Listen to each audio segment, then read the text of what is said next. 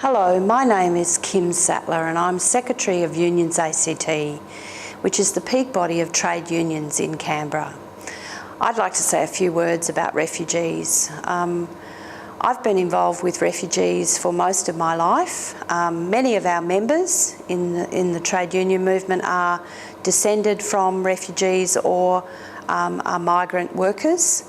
And the trade union movement believes that Australia has had a proud history of being a compassionate and welcoming nation to those fleeing persecution and tyranny from other lands.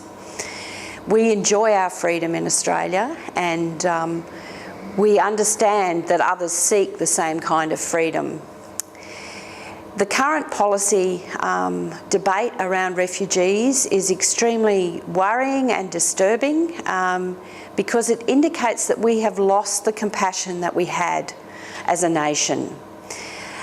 The Australia I grew up in actually acknowledged that many of us came from these backgrounds and that we enjoyed the freedom and the democracy that we have in this country.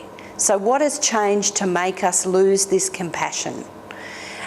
There is a growing movement in Australia at the moment to try and turn this ship around and actually get people to acknowledge what are the realities of people fleeing persecution and wanting to actually get out of the country of their origin to get to somewhere safe so that their family can actually live a safe and decent life.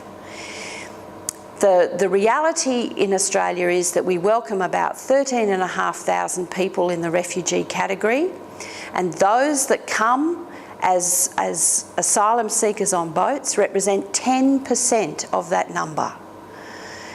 And yet we are spending billions of dollars creating a regime where we lock these people up and we actually persecute them all over again in the name of processing them to see whether they are suitable to come to this country as refugees.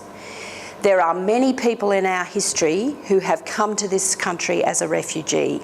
Henry Lowy, Dr. Karl Kruszelnicki, many others that I could name who've made a wonderful contribution to this land and have worked very hard to contribute to a good economy and contribute to the democratic society that we enjoy in Australia. We should continue to welcome people of that stature and allow them an opportunity to develop a new and safe life in Australia.